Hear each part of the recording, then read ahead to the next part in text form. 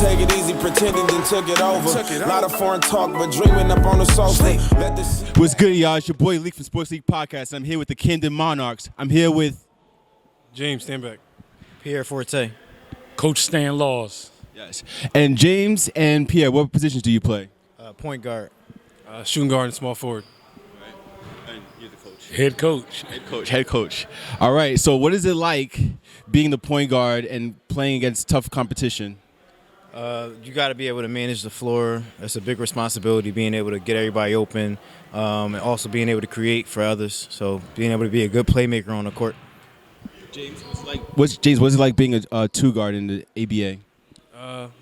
It's a lot of running to do because you gotta get yourself open, run around the screens, be able to catch and shoot when you're tired, and also be able to help control the ball with the point guard when he gets tired also. So, Coach Stan, what is it like going against other coaches in the ABA?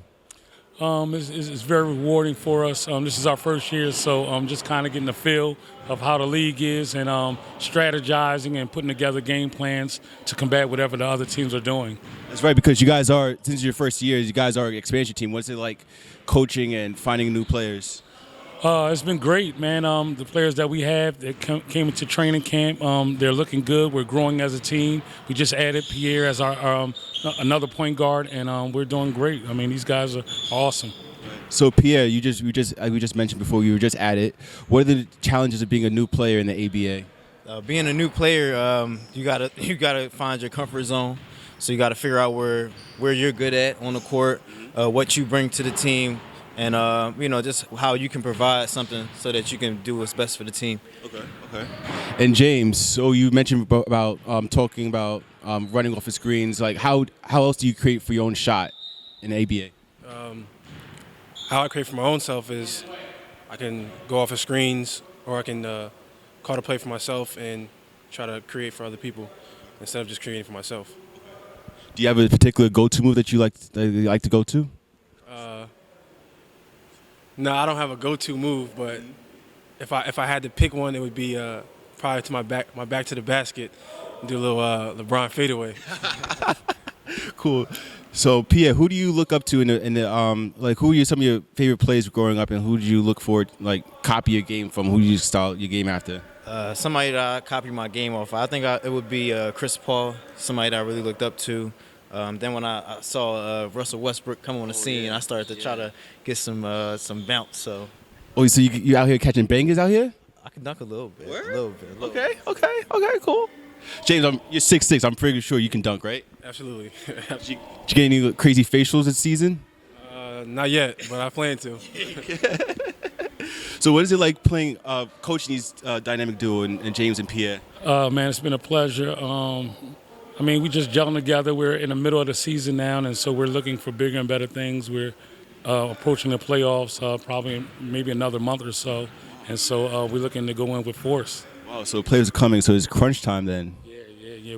We still got a lot of W's to get, and we're just gelling at the right time. I think we're peaking now. That's good. It's always good to gel right before the playoffs. You get that nice chemistry going. And so who is your top rival so far?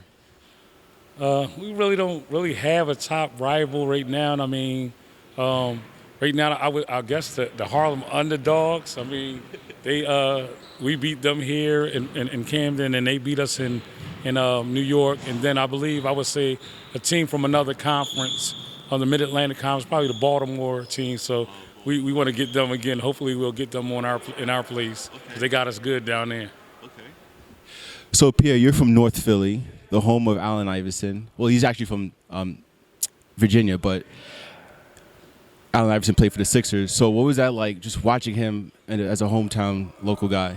It was great. I think a lot of kids that grew up watching him tried to model their game, whether using the crossover. It was great watching him. I never got a chance to catch a game because I was younger and Dad didn't take me, but it's all right. Okay. But like I said, it was great watching him, and he's like one of the people that we inspire our game after. So it was great.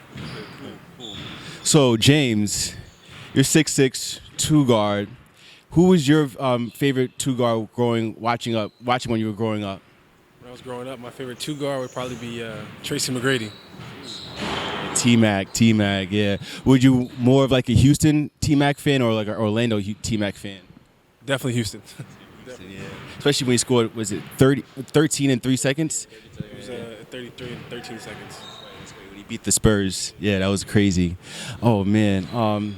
So, Pierre, who do you study or prepare more for in the league? Is it more Baltimore? Is it more Harlem? Like, who do you really study for? Well, being that I'm new, I'm still just studying like our offense and figuring out what I can do on the court to just better, put us in the best situation while we're there. Playing point guard for the Camden Monarchs is, it's big because you have to be able to find everybody else, get everybody else involved too. So, I'm still finding my way. I played one game so far, so I'll be able to do more once I see more teams. Right. Okay. So the three ball is really important in the game right now. How much do you guys use it, and do you are more of a fan of driving to the hole or more of mid range? I think we use it a fair lot. We like to push the ball, transition. Coach Stan always says the best offense is no offense. So being able to get the ball up the court. Of course, if we need to run a set, we have a lot of set plays that we can run to get either myself open for a three or somebody else like James who can really shoot the ball open for a three. So. I think I base my game off a three-point shot, which I shouldn't do because I settle too much, but it'll definitely be a three-ball a lot. Okay. Yeah. And Coach Stan, how do you feel about using the three-point? Do you like using three-point more, or do you like going inside more or more mid-range? Well, like Pierre said, the best offense is no offense, and I like to get out in transition and take the best available shot. And both of these guys can really shoot the ball fairly well, and James is actually our three-point specialist. He's our better three-point shooter on the team. So I'm looking for him to put it up every time he's outside the arc. Okay. So, James, since you're the three-point specialist, what's your game high so far in the season? Game high is like points-wise or shooting threes? Points-wise. Points-wise is 21, I believe. Who was that against? Yeah, more than that. Yeah, something like that. You hit like 5 or 6 threes one game. You had 40, James. I was there. I saw it. You had 40 points. You were just making it rain. So how was that? What was it like being in the zone, like just like feeling it? It feels like every shot you put up, it goes in automatically. But then like for the other team, it's like they're trying to stop you, so they start guarding you at half court or full court at that. Right. So it's a little bit harder to get the shot up. But my teammates helped me to get open and get that shot up when I can. That's good. So do you prefer playing at home or playing away? I like playing away. Why is that? Because I feed off the other crowd talking junk to us. Oh, okay. Yeah, so kind of like Dame Lillard. He has the sneakers where he's talking about a fan who was trying to trash talking him, and he's like, all right, cool, and he gave him 41, and then he started making this, and he made a sneaker that dedicated that game where he had like all the trash talk he said on the sneaker, and he like dedicated the game to that. So that's pretty dope. So Pierre, since you only played one game, are you excited for the playoff push? Yeah, I am. I'm looking to trying to just make my own statement for myself. I know that I can score the ball, but like I said, it's just all about figuring out the best way to do it in our offense and not having to force it. Okay. It's not playing pro basketball is different than playing in a rec league where you can get up like 1,000 shots. Right. So if I'm able to get up about 10 shots, I'm trying to see how many I can make out of the shots or opportunities that I have to be able to shoot the ball. Right. Okay, that's very true, especially playing in a rec league. Like you just go nut, you just go shoot every shot. And when you're playing pro, you got to run sets, you got to get everybody to touch the ball, and so that's definitely a challenge. Okay, cool. So Coach Stan, what? I noticed that you said you like to go up and down. So like, what's your defensive set like? Or do you like to press? Do you like to trap? Do you like to play zone? I don't want to reveal that information. No. No, we play man-to-man, full court, some half court. And we just try to be aggressive and tenacious on defense and make the other team uncomfortable. Okay. That's the key for us. And of course, rebounding and defending is our motto. So we like to rebound, defend, and then get out in transition. Okay. So, guys, I've been mentioning a lot about offense. Now it's time to talk about some defense. All right, so Pierre, you're the point guard. You're the guy at the top of the key, guarding the ball handler. Do you like to harass them and like force them to give up the ball? You like to steal the ball? You like to How do you like to play defense? I mean, I really just pick my spots on the court. As far as defense, I have to know, like, if a guy can't dribble or something like that, I try to figure out which way I need to force him, or always trying to force him to help defense in case you do get beat, because it does happen no matter how good of a defensive player you are.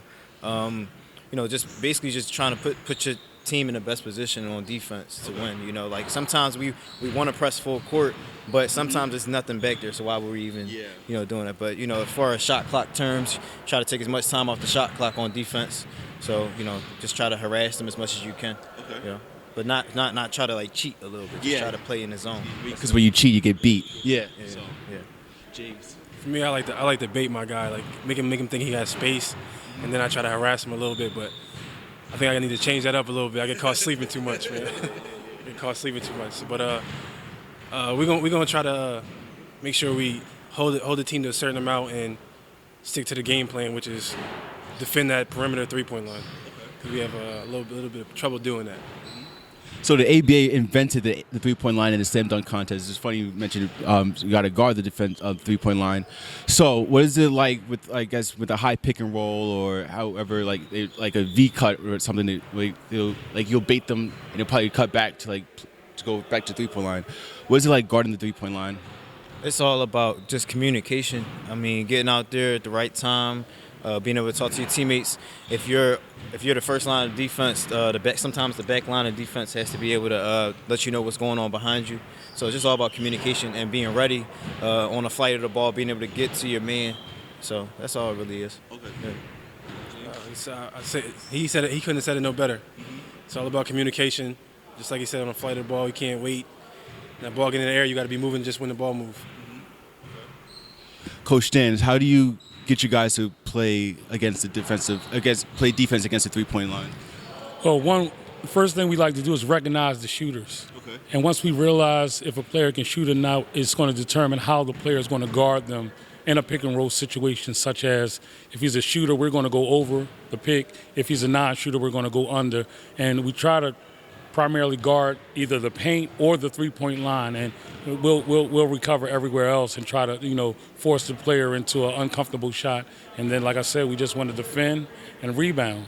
That's the key, and do what we do, and that's play offense. And I like our defensive mindset. I wanted to step up a little bit more, but it's all about gelling together and, like the guys said, communicating. That's going to be the key for us. Sending guys to help. And we'll probably institute a little bit more trapping as the season go on, especially when we find those ball handlers who can't handle that well. We're going to be right after them. But other than that, we're doing a good job. Last game, I think, we came out a little sluggish in the first half. The team scored about 52 points. But the second half, we held them to 30 points. So it was good to see that, and we scored 100. And we were losing at halftime, 52-51, and we won 116 to 82. Wow! So we really played some great defense in the second half. Yeah, really locked in on defense in that game. Wow, that's crazy. So you like to trap. I especially love trapping too. Like especially getting right there in the corner or right in another corner, or just like you get all nervous and you start turning around and throwing the ball away and turnovers and easy points, easy dunks and layups. So, speaking about trapping, who do you try to find? Like how do you determine who's not a good ball handler? How do you determine who's not a good ball handler? I mainly look at it if they can go both ways, or if they're really just a non-factor. So we know if they're catching the ball and they don't know what to really do with it, or if they can just shoot. A lot of players, if they can just shoot, they can't really put the ball on the ground. Right. Unless James can put the ball on the ground and shoot. But a lot of players that can shoot aren't really comfortable putting the ball on the ground. So that's how we kind of determine who you can really trap and who you can't. Okay. And James being the off guard, how do you determine if a guard really doesn't have handle? They usually tend to stay away from the ball, or if they do get the ball, they pass it immediately. Don't look to pass. Don't look to do nothing but shoot, or try to pass it back to whoever they got the ball from. So especially you being a 2-guard, a lot of guys are like catch and shoot guys. So you would determine if the guy's just a catch and shoot guy, he's not a ball handler, right? Okay. So Coach Dan, how would you determine if someone's not a good ball handler, and how would you trap them? Some of the same things that the players stated. We're monitoring them at the beginning of the game as to how they handle, what hand they are, how strong are they with their offhand. And we try to, once we see that, we try to come together and, again, communicate. This guy can't do this or this guy can't do that, and then we'll adjust accordingly. So we'll figure it out. We haven't really done much trapping this year, but we're going to probably start. Okay. So what is it like? Is it in the day of a ABA player? What's everyday life like? Well, you have to like carry yourself as a professional. You got to take care of your body. Make sure you're always hydrated. It's a job at the end of the day, so you have to make sure that you're always prepared and that you're always at your best ability, so that you can provide something for the team. You got to kind of put your team first and take care of yourself at the same time. So yeah, that's pretty much what I would classify it as. Okay. Same thing he said, but plus it's like more like being an example for the young kids and the youth and stuff like that, because they look up to us now, being that they heard it, that it's a professional team and they're starting to come out and support us. So we want to set an example, show them that it's not just about playing basketball. It's about when you get off the court, how you carry yourself and stuff like that. So do you guys like always like sign like signs and jerseys and shirts and things after the games? I signed my first jersey last game. So how was that? It was exciting. It was really good to do. A lot of somebody coming up to you out of the blue and just ask you to sign a jersey. So it's great. It's a great experience. It's gotta be like, because like usually, I mean, no one's ever asked anyone for jersey. People normally don't ask you for like the signature. Like, so it was your first time. Like, did that catch you off guard? Like, yeah, it kind of did. I thought they just wanted to take a picture, but he asked me to sign his jersey, so it was great. Okay. Yeah. So James, you've been on the team a little bit longer. So how was it like signing jerseys and interacting with the fans? I mean, it's a great feeling, but I'm used to it a little bit more because I played overseas, and the fans are a little crazy over there too, and they did the same thing. So it's like you can't go nowhere without taking a picture with them or giving them a hug or signing something for them. So it's like it's a great feeling though. Especially it's definitely a great feeling. I know overseas they like light flares in the arenas and like have crazy chants all game, like cons. Yeah. So like, did you guys ever like with all the smoke flares, like you guys are like choke or like how does that like how crazy is it overseas? Like over here, you just cheer when they score and that's it. But like overseas, it's constant chanting. So like, speak on that. Overseas, it's a little different because some places don't have like soccer or stuff like that, because in Europe, that's where they base it off. But like some teams just have basketball, so it's like they take it a lot more serious. Okay. So like if it's a bad call, you'll see them yelling or try to throw a water bottle at the refs or something like that. Like they get into the game more than the players are sometimes. So it's a little crazy. Have you played overseas? Yeah, so I had an opportunity to play in Spain overseas. So yeah, it really is. It's crazy over there. Like they really are true hard fans. And when you're playing good, they're always supportive, no matter how you're playing, whether you're playing good or bad. And they're always heckling the other team. So that's it's like having another teammate on the court with you at the same time. So the crowd is always great. That's cool. That's cool. What is it like with speaking different languages or learning different languages overseas? It was tough for me at first because we learned Spanish in school, but over there they spoke a different kind of Spanish. It was called Catalan Spanish, so it was a little bit different. But you gotta try to just pick up on it. Kind of get. I had a Spanish to English dictionary, so kind of just used that a little bit. Okay. Yeah. And where did you play overseas, and what was the language barrier like? I played in Europe, in Kosovo, which is by Albania, so it was a lot of Albanians. So the language was there was really tough. Like I couldn't understand not a word they said. It was hard to read the food. It was just difficult. But I got used to it after a while because like some of the players, they go to school they get taught English, so they got used to us being out there because I was there for 9 months. So they got used to us and then started being a little easier to understand some of the stuff they were saying. Because I mean you had it easier with Spanish. We was taught here in the States, but like in Albania we don't. Yeah, we don't learn that. So what is it like having players come from overseas and playing on your team in the ABA? It's great because of their experience. And so now when they bring that experience, that professional experience from overseas, it helps us integrate as a team better. And so, I mean, it's wonderful. Like, this is our first year, so we're just going along with the plan that the owners have for us. And we're coming together at the right time, so I'm excited. So do you scout them or do they come to you? Like, how does that process work from like coming from Albania and Spain to Camden? How does that work? Well, we have tryouts. Just like any professional organization, we have tryouts. We make cuts, and then we have training camp. And we're just trying to identify who's the best talented players out there, and we select them accordingly, and then we put the team together. Now, I personally started off as the assistant coach, and so throughout the course of the year, I was elevated to the head coach position. So I'm learning on the fly, basically. Nice. So explain the transition process coming from Spain, coming from Albania, to coming to the ABA. Can you break that down? It's a little bit different as far as like the fans and all that. Of course, you're playing in like stadiums, so it's like a lot bigger. There's a lot more expectation. But playing here so far, I like it. It's a great organization. So I'm stepping my foot in the door, and it's not that big of a difference as far as the mentality because it's still professional basketball. So it's really just all about how or what you make it. Honestly, I agree with Pierre said. It's mostly just you're just adapting just to play basketball because it's what you love to do. But it's like little things like the 3-point line or half. You got to get over the half court before a certain amount of time now, like 7 seconds now, and then like the LED light too. So that's like it kind of helps us, but like then again it doesn't either. But we adapt to it, so it's good. And plus, there's no flares this time too, so you guys can breathe easier. Crazy chanting. So, all right, guys, I really appreciate you guys coming in and talking about playing for the Camden Monarchs. It was really fun, and thank you guys for coming on Sports League. Appreciate that. Make a lot of chips. Life is a game of poker. I be out, sending shots on some lovey-dovey.